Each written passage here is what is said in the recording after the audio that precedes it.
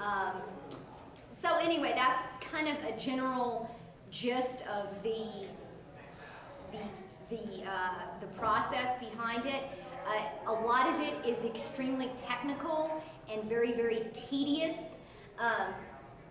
When someone is writing an original script for something that's going to be performed, if it's a play or a film, you just, write the dialogue. This is what the characters are going to say. Swell. Well, when you're dubbing something that is an already existing product, it's quite different. Every film can have applied to it something called a time code. And the time code notes for every single frame of that film the hour, the minute, the second, and the frame. There are 30 frames per second of film. So essentially when I'm watching this, I'm just about watching it frame by frame. Like a 24-minute episode with 30 frames per second. It's thrilling. It's absolutely the best way to watch anime.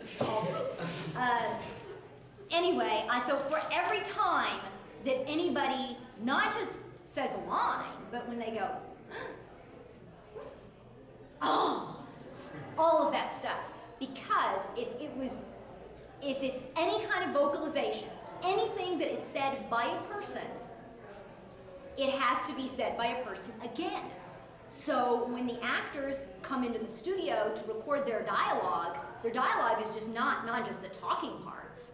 It's everything, every single vocalization that they say. So every time that character says anything or makes any kind of sound, that's noted in the script by a time code. So I have to, in my script, put in a time code for every single time anybody says anything. And it's extremely tedious. And another thing that you run into, which kind of goes back to what I was saying about the rush to get things together and how they don't really have time to sync everything up. A lot of times, if you're watching something in Japanese, you might notice something where an event happens, anything. It could be a loud bang or whatever, and you might see one of the characters, their head turns and their mouth flies open and there's absolutely nothing. But it really seems like they probably went, huh? So I have to make a note of that too, because we have the luxury of having the finished product. So when they were doing it originally and they're recording all of the dialogue, they don't know exactly what that finished product was going to look like. It's not quite that coordinated. So when the director of the original show gets, to the point where they're putting everything together, what they've basically had time to do is they've had the actors record the episode's dialogue all the way through 2 or maybe 3 times. And when they have the finished product, they go in and they cut up those recordings and kind of paste it in as best they can. And it mostly fits. Mostly-ish. So it mostly-ish fits. But what we're trying to do, since we have the exact finished product, is we can actually record it where everything will match up. Now, obviously, the mouth positions aren't going to match exactly, but that's because they're not phonetically animated. These are not, for the most part, except for I said like some very high-end, Ghibli titles, they're not animated to actual human mouth positions. They're just like this. We just call them mouth flaps. They just open and close and open and close. And sometimes in some very strange positions that human mouths can actually not achieve, like triangles. Like this. Yeah, people's mouths can't actually do that. So you're like, oh, what sound is that? Like a U? Or what is that? Oh, or I don't know. Right, so obviously it's not going to match that, but we're just trying to get it where, when their mouth starts moving, you hear someone talking, and when it's closed, the talking is done. That's kind of the goal with that.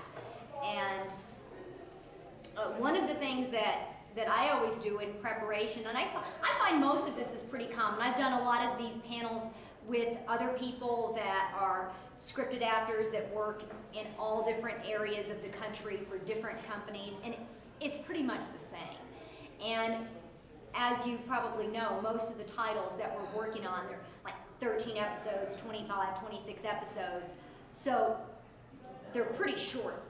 And this means that I have the opportunity, and quite frankly, I think the duty in advance to watch the whole show, see what's happening, because I would think that the original person who was in charge of the story and the scripting knew in advance what was going to happen, and they knew all the relationships of these characters and all of those important revelations that we always know are coming up in the last episode, right?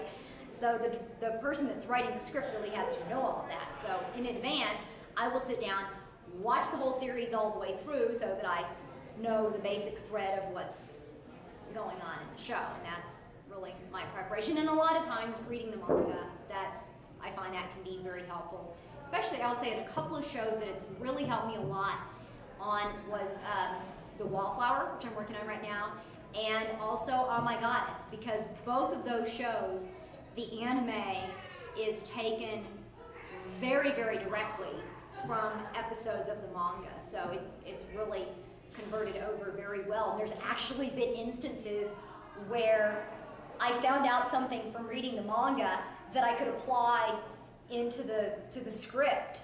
Something where the translator didn't even know this, but because there was something in an episode of Oh My Goddess, like some little creature, and the translator put in a note there like, I don't know what this thing is, and I had just finished reading this chapter in the manga where they had that little, whatever the creature was, and I was like, oh, I know what that is, I just read that, so cool.